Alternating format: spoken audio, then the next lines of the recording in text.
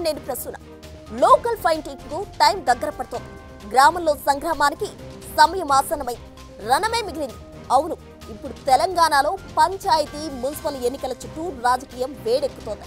ఇప్పటికే గ్రామ పంచాయతీలు స్పెషల్ ఆఫీసర్ల పాలనలో సాగుతున్నాయి.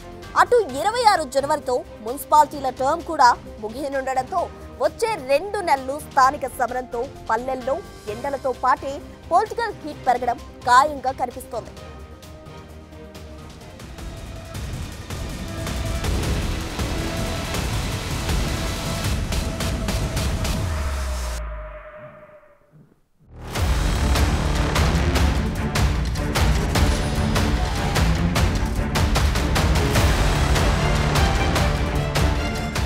అన్ని ఎన్నికలు ఒకెత్తు, స్థానిక ఎన్నికలు మరో ఎత్తు అన్నట్లుగా సాగుతుంటాయి.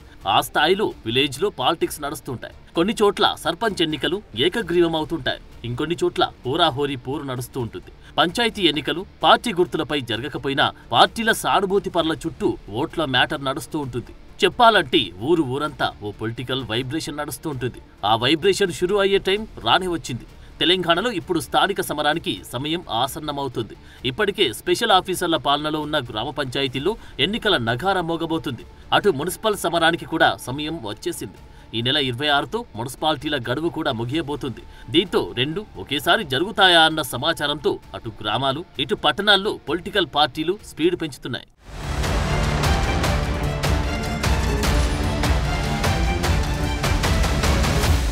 పంచాయతీ ఎన్నికల కోసమే తెలంగాణ కేబినెట్ ప్రత్యేకంగా భేటీ అవబోతుంది. ఆ లెక్కన గ్రీన్ సిగ్నల్ ఇచ్చేందుకు రంగం సిద్ధమవుతుందన్న చర్చ జరుగుతోంది.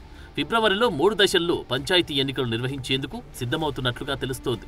ఇటీవలే ప్రభుత్వం చేసిన కులగణన వివరాలు బీసీ డెడికేటెడ్ కమిషన్ కు చేరడంతో ఈ నెలాఖరుకు సర్కారుకు రిపోర్ట్ ఇవ్వనుంది. ఆ ప్రకారం బీసీ రిజర్వేషన్లపై సర్కారు ప్రకటన చేయగానే పంచాయతీ ఎన్నికల ప్రక్రియ షురూ అవబోతుంది. పంచాయతీల పదవీకాలం గతేడాది ఫిబ్రవరిలోనే ముగిసింది. అయితే బీసీ రిజర్వేషన్లపై నిర్ణయం పెండింగ్ లో ఉండడం వల్లే ఎన్నికలు లేట్ అవుతూ వచ్చాయి. దీనిపై ఏదో ఒకటి డిసైడ్ చేసేందుకు రంగం సిద్ధం చేస్తున్నారు. సో పంచాయతీ ఎన్నికల్లో హిట్ కొట్టేందుకు కాంగ్రెస్ పార్టీ అన్ని అస్త్రాలు రెడీ చేసుకుంటుంది. తాజాగా గ్రామ సభలు నిర్వహిస్తోంది. జనవరి 26 నుంచి 4 కొత్త స్కీములు ఇచ్చేందుకు అంతా రెడీ చేసింది. రైతు భరోసా ఎకరానికి 6,000, ఇందిరమ్మ ఇల్లు, ఇందిరమ్మ ఆత్మీయ భరోసా, కొత్త రేషన్ కార్డులు మంజూరు చేస్తున్నారు. గ్రామాల్లో పరిస్థితులను తమకు అనుకూలంగా మార్చుకునే క్రమంలో కాంగ్రెస్ భారీ ముందడుగు వేసింది. పంచాయతీ సహా లోకల్ బాడీ ఎన్నికలు పార్టీ గుర్తుపై జరగనప్పటికీ పార్టీ మద్దతుదారులే కీలకంగా ఉంటారు. సో అన్ని రకాల అస్త్రాలతో ఎన్నికలకు రంగం సిద్ధం చేస్తున్న పరిస్థితి.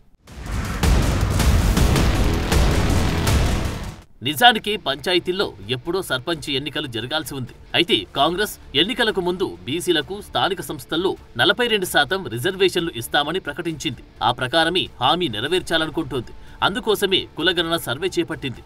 ఇది 98% పూర్తయిందంటున్నారు. మరోవైపు బీసీ డెడికేటెడ్ కమిషన్ కూడా ఏర్పాటైంది. ఆ కమిషన్ కూడా రిపోర్ట్ ఇచ్చేందుకు సిద్ధమవుతోంది. ఆ క్రమంలో కులగణన సర్వే ప్రాథమిక వివరాల ప్రకారం 50% కంటే ఎక్కువ బీసీలు ఉన్నట్లు చెబుతున్నారు. ఆ ప్రకారం 42% బీసీ రిజర్వేషన్లు స్థానిక ఎన్నికల్లో అమలు చేస్తే మొత్తం రిజర్వేషన్లు 68%కి చేరుతాయి. అంత కాకపోయినా 33% పెంచినా 50% లిమిట్ దాటుతుంది.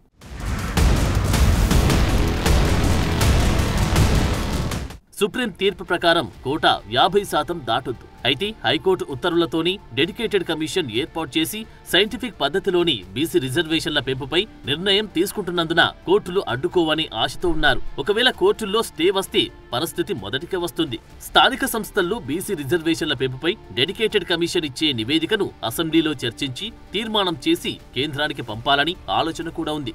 రాజ్యాంగం రూల్స్ ప్రకారం కోటా ఇవ్వలేకపోతే కాంగ్రెస్ పార్టీ తరపున బీసీలకు 42% రిజర్వేషన్లు ప్రకటించి సర్పంచ్ ఎన్నికలకు వెళ్లే అవకాశాన్ని కూడా పరిశీలిస్తున్నారు.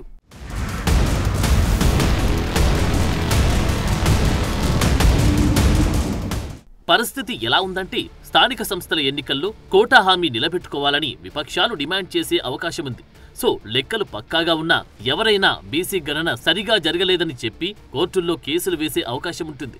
సో పొలిటికల్ గా మ్యాటర్ ఎలా ఉన్నా పంచాయతీ ఎన్నికలైతే పెట్టాల్సిన పరిస్థితి. ఒకవేళ ఫిబ్రవరిలో ఎన్నికలు నిర్వహించాల్సి వస్తే వారం 10 రోజుల్లోనే కసరత్తును పూర్తి చేసి 20 రోజుల్లో ఎన్నికల ప్రక్రియను ముగించాలని ప్రభుత్వం భావిస్తోంది.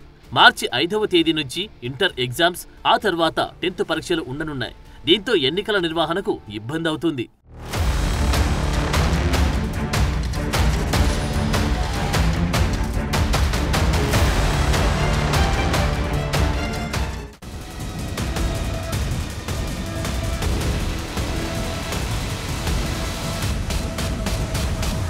అటు పంచాయతీలతో పాటే మున్సిపాలిటీలు, మున్సిపల్ కార్పొరేషన్లు, ఎంపీటీసీ, జడ్పీటీసీ ఎన్నికలు కూడా జరగాల్సి ఉన్నాయి. సో వీటన్నిటిని ఒకేసారి నిర్వహిస్తారన్న చర్చ అయితే జరుగుతోంది. మరోవైపు పొలిటికల్ పార్టీలు కూడా ఎన్నికలకు కార్డును రెడీ చేస్తున్నాయి. ఇప్పటికే అవిశ్వాస తీర్మానంతో కొన్ని మున్సిపాలిటీలు కాంగ్రెస్ వశమయ్యాయి. మరి ఇప్పుడు జరగబోయేదేంటి? సార్వత్రిక ఎన్నికల తర్వాత జరిగే సమరంలో ఎవరిది పైచేయి కానుంది?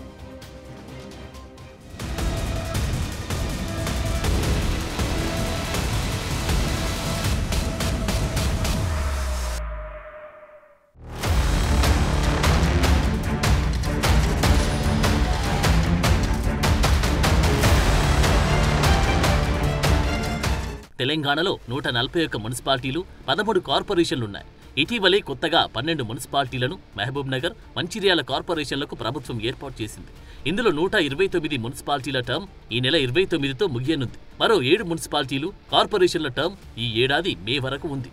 జీహెచ్ఎంసీ టర్మ్ వచ్చే ఫిబ్రవరి వరకు ఉన్నప్పటికీ ఈ ఏడాది డిసెంబర్ లేదా వచ్చే ఏడాది జనవరిలో ఎన్నికలు నిర్వహించే ఛాన్స్ ఉంది.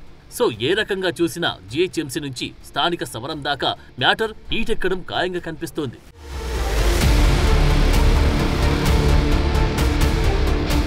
ప్రభుత్వం ఇటీవల 12 మున్సిపాలిటీలు, 2 కార్పొరేషన్ల ఏర్పాటుతో పాటు కరీంనగర్ కార్పొరేషన్ పరిధి పెంచింది. ఈ మేరకు అసెంబ్లీలో ప్రకటన కూడా చేసింది. 12 మున్సిపాలిటీలో కోహిర్, గుమ్మడిదల, గడ్డపోతారం, ఇస్నాపూర్, చేవెళ్ల, మొయినాబాద్, మద్దూర్, కేసముద్రం, స్టేషన్ గన్పూర్, అశ్వరావుపేట, ఏదులాపురం ఉన్నాయి. వీటిలో జనాభా, ఓటర్ల ప్రకారం డివిజన్ల ఏర్పాటుపై అధికారులు కసరత్తు మొదలు పెట్టేశారు. నెల రోజుల్లో ఈ ప్రాసెస్ జరుగుతుందంటున్నారు. మరోవైపు హైదరాబాద్ శివార్లో ఉన్న 58 గ్రామ పంచాయతీలను సైతం శివారు మున్సిపాలిటీలో సర్కార్ విలీనం చేసింది. ఇక్కడ కూడా వార్డుల విభజన సాగుతోంది. ఇవన్నీ త్వరలోనే కొలిక్కి రానుండగా పంచాయతీల వెంటి మున్సిపల్ ఎన్నికల నిర్వహణకు ఎలాంటి సమస్య ఉండదనే అభిప్రాయముంది.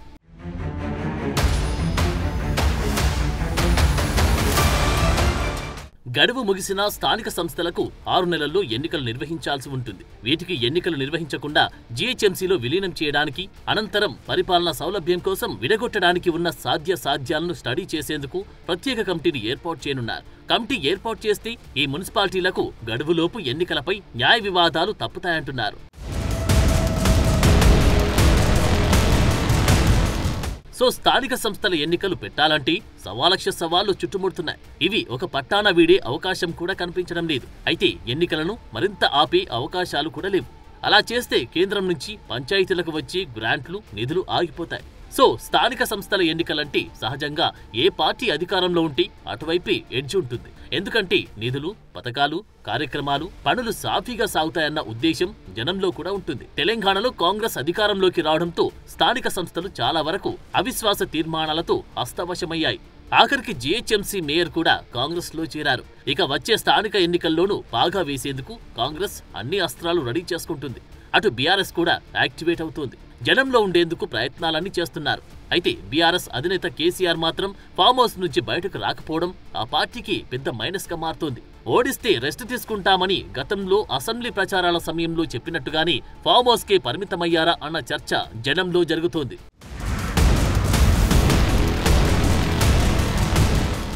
మొన్నటికి మొన్న లోక్సభ ఎన్నికల్లో బీఆర్ఎస్ పార్టీ ఒక స్థానం కూడా గెలవలేకపోయింది. దీంతో స్థానిక ఎన్నికలను ఆ పార్టీ సీరియస్ గా తీసుకుంటుంది. అయితే విపక్షంలో ఉండడంతో మ్యాటర్ ఎంతవరకు కలిసి వస్తుందన్న లెక్కలు వేసుకుంటున్నారు. మరోవైపు గ్రౌండ్ లో పరిస్థితులను తమ వైపు తిప్పుకునేందుకు ఎంత ప్రయత్నం చేస్తున్నా పరిస్థితులు అనుకూలంగా కనిపించడం లేదన్న టాక్ నడుస్తోంది. దీంతో బీఆర్ఎస్ ఆశలన్నీ కేసీఆర్ పైనే ఉన్నాయి. ఆయన ఫామ్ హౌస్ నుంచి బయటకు వస్తే పరిస్థితిలో ఏమైనా మార్పు ఉండే అవకాశాలున్నాయని లెక్కలు వేసుకుంటున్నారు. అటు బీజేపీ గ్రౌండ్ లో ఏ మేరకు ప్రభావం చూపుతుందన్న చర్చ జరుగుతోంది. పార్టీకి కొత్త అధ్యక్షుడు వస్తాడని చెబుతున్నా ఇంకా ఫైనలైజ్ కావడం లేదు. నేతలంతా ఒక తాటిపైకి వస్తారా లేదా అన్నది కూడా ఎన్నికల్లో కీలకం కాబోతుంది.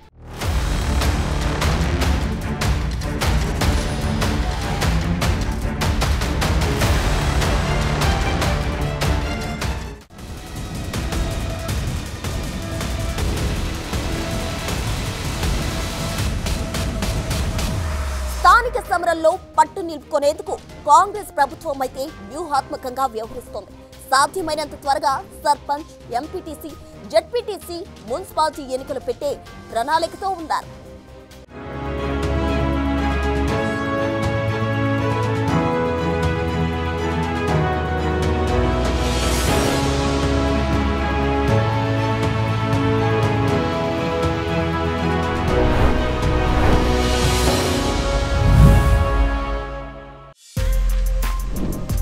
For more videos like this, subscribe Big TV channel.